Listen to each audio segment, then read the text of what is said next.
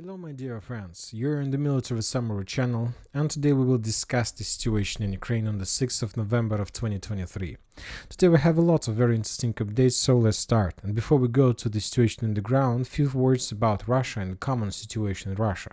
Today the sources are saying that revenues to the Russian budget from gas and oil doubled in October compared to September.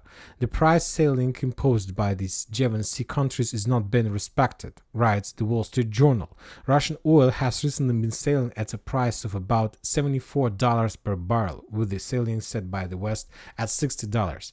So what does it mean? First of all, that means that the Russians do have money to continue this war, to continue special military operation. And the Russians do have significant number of money because they have a very strong economy. They can produce everything they want. They have contracts with China. They have contracts with India. They have contracts all over the world. So we understand that the special military operation is going to continue. Furthermore, another evidence that the special military operation is going to continue, the talks, the interview with Zelensky. We discussed this video in the previous event, and according to information we have, according to this official video, Zelensky called Putin with very bad words. He called him effing terrorist. Obviously, this is very bad words. We understand that Zelensky basically cut the roads, cut the last connections that he had or he has with Russia, and there are going to be no negotiations between Russia and Ukraine until at least either Putin and Zelensky are the presidents of these two countries. Furthermore, we understand that the Western countries are going to support Ukraine no matter the talks and rumors that the United States of America doesn't have money. We understand that all these talks about the absence of finance is just the part of United States president campaign. The United States of America, Joe Biden, Democrats want to enter this election cycle with winning case, but not with a losing case. Obviously, the Western countries are losing on the territory of Ukraine, and they don't want to start elections, this campaign with the loss in their baggage. They want to have victory, and now the Western countries are trying to get some victory in the Israel and so on. Furthermore, another evidence that the United States of America are not going to, and the Western countries are not going to stop finance and supporting Ukraine is this video. This video was published by the Ukrainian Special Forces. On this video we can see how the Ukrainian special units was working, official government forces of Ukraine was operating and working in Sudan, in African country. And according to Ukrainians special official forces, that these soldiers were fighting with Wagners in this country. So we understand that Western countries, they need the Ukraine not just because of another point of pressure against Russia. They need Ukraine as a cheap military power, very cheap. They don't need to pay insurance. They don't need to pay money when the Ukrainian soldiers get retired. They're very cheap, and you can use them all over the world to fight not just with Russians but with China. To tell the truth, I won't be surprised if ever China start any operation against Taiwan. We're gonna see the Ukrainian soldiers as the first defense belt against China Marines. I will not be surprised to see this picture in the next few years if China ever start this operation. So this is a very cheap power, and the Western countries will support Ukraine. The only thing they need is to bypass the present election term, and to Biden need to be elected for another term, and then everything will start from the beginning. The Ukrainians will get billions of dollars for the special military operation to fight with the Russians. The Ukrainians, the next 4 years, if Biden is going to be re-elected, will receive any type of missiles they need, and so that's why the Russians need to finish the special military operation, or to weak as much as possible the Ukrainians during the next 10 months. If they can do this, then maybe they will be able to get a lot more than they have right now. Now let's go to Kherson direction. We got a lot of updates from this territory, and the Russian sources are saying that just for the previous day, just for the 5th of November, the Russians dropped 87 bombs in Kherson direction, just for one day. Imagine yourself, 57 guided bombs, FAB 250, and FAB, let's say 1500. So we see that the Russians have fixed and have solved the issue with production. They don't have any problems to produce this deadly weapon. Obviously, the only barrier and the only problem the Russians have using FAB 500 is the carriers. The Russians have a lot of bombs, but they don't have enough of carriers, because anyway they need to use pilots, they need to use people, and they need to train people. And as I understand, the next phase and the next step the Russians are planning to start doing and improving is to create drones like Russian drone Hunter, Охотник, maybe of the next generations that can use FABs as well. They need to reduce the risks of usage of pilots or something like this. When talking about Kherson direction, we see lots of icons, and we have a lot of videos of usage of these FAB 500s and many other types of FABs. The Russians are saying that as a result of clashes in Kherson direction, the Ukrainians lost 130 soldiers, 3 armored vehicles, and 5 artillery systems. Significant number of these of losses of manpower from the Ukrainian side. Furthermore, the Russians reported that they managed to repel 5 attempts of the Ukrainian forces to cross Dnipro and to land on the Russian territory. Obviously, this is priority goal for the Ukrainians to develop the Ukrainian foothold on the Russian bank of the river. But currently, the Russians are doing a great job. They managed to stabilize the front line, obviously, and furthermore, the Russians managed to find a schema, find an approach how to destroy the Ukrainians on this bank of the river, or at least how to force them to step back.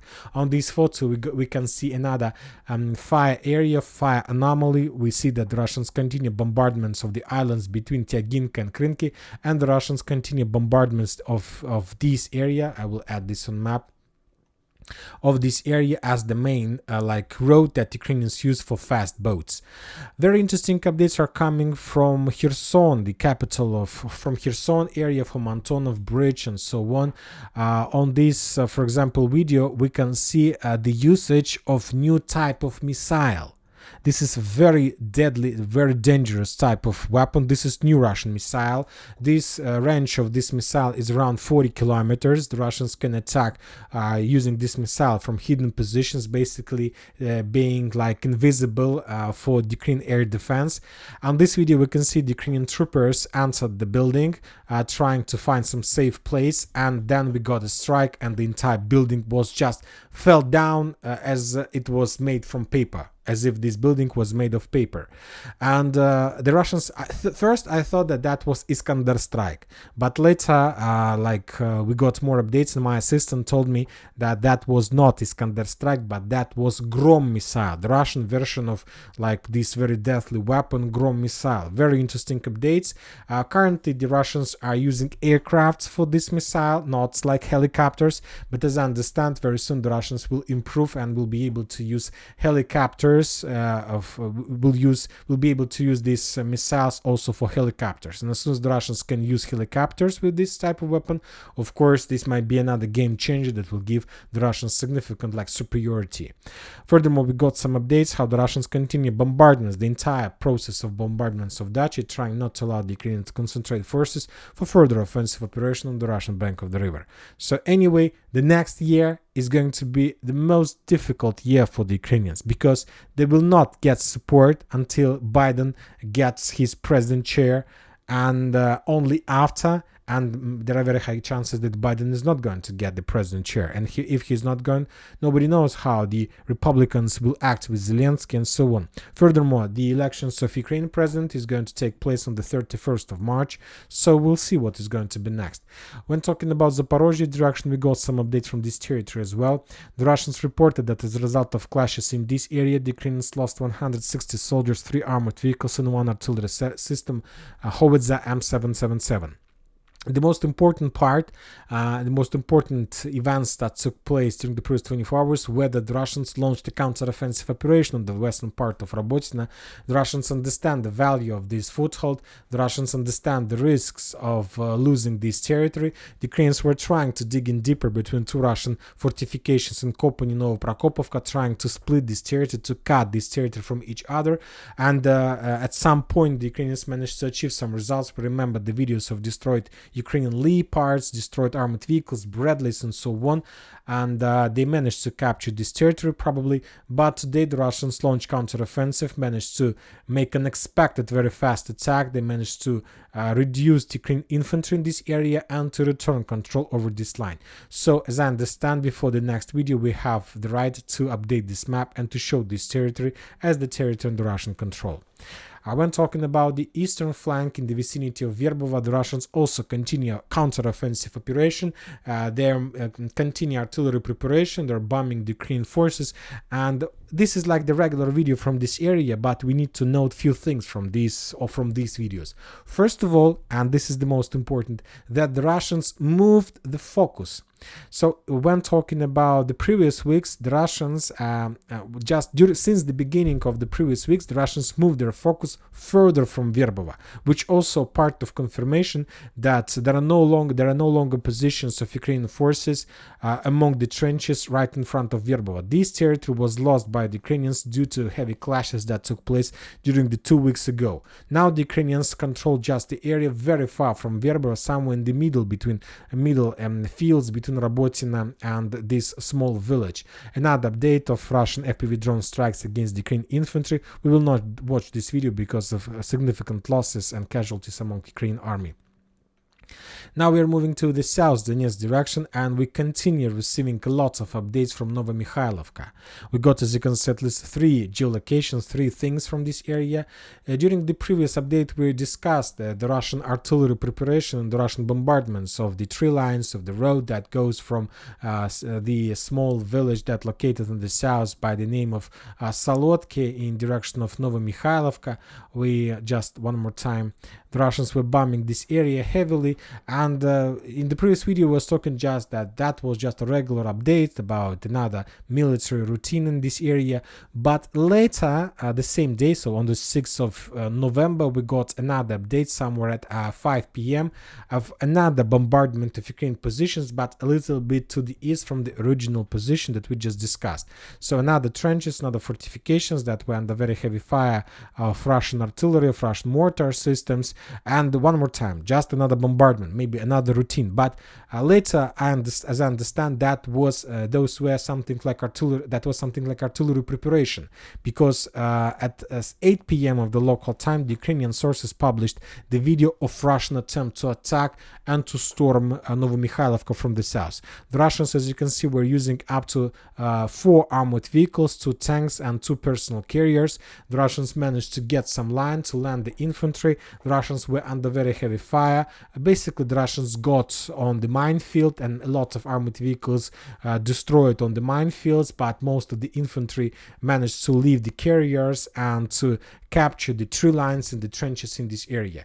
So this territory, these like tree lines in front of Novomykhailivka, on the south of Novomykhailivka, were captured by the Russians. There are a lot of evidence, a lot of video geolocations. Furthermore, the Ukrainian sources, Ukrainian very close sources to the combat line, to the combat situation, published that this territory, as you can see, this one is under Russian control. So if we move this update to the map, as a result of clashes, the Russians managed to get closer to Novomykhailivka, and this territory is under Russians. So we will update this map before the next video. So the Russians are getting closer and closer to Novomykhailivka, and currently there are no more barriers in front of Russians. They can start offensive operation, but of course they are not going to be fast, because we know that there is nothing in this world that can be done fast. Obviously you need to spend a lot of time to make everything like good, and obviously the next Russian step is to continue offensive operation further to the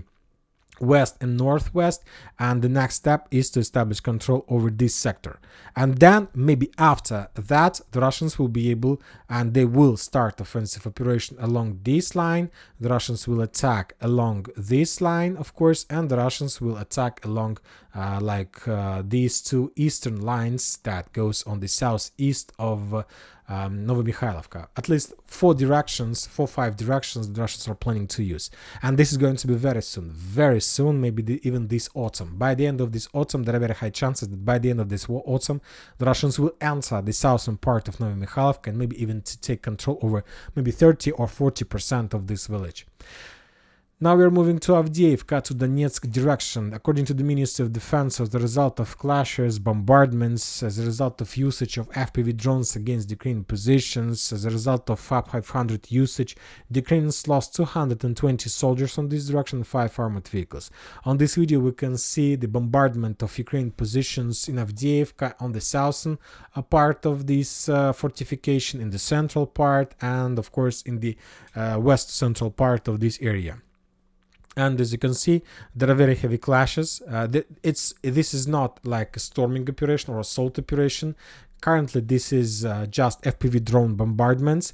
The Russians try to clear this territory, and now this is like the new trend, the new way of doing business, let's say, of doing military stuff on the ground. Currently, the forces, either the Russians and the Ukrainians, try to attack every single trenches, every single stronghold with FPV drones.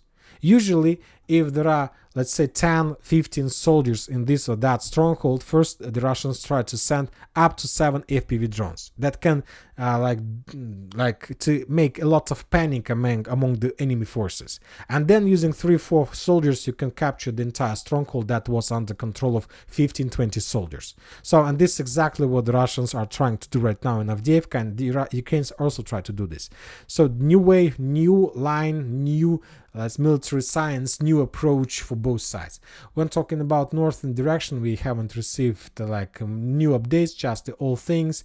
The Ukrainian Bradley strike, we have FPV drone strike against the Russian forces. So nothing special, just the old updates, and no updates regarding any progress on the south of Novomykhailivka or along the railways. When talking about the telegram messages, and the Russians crossed the railways, the Russians have almost reached the outskirts of Novomykhailivka, but without any geolocations and videos and so on.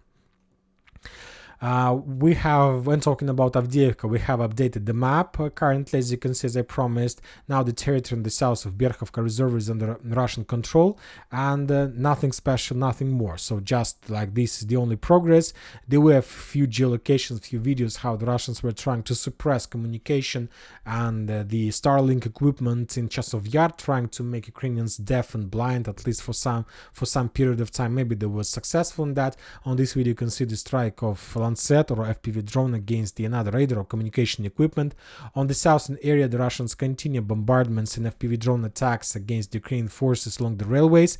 As I understand, the Ukrainians managed to dig in very deep on this territory, and now the Russians need to spend a lot of time to force the Ukrainians to step back, because the Ukrainians are not going to do this.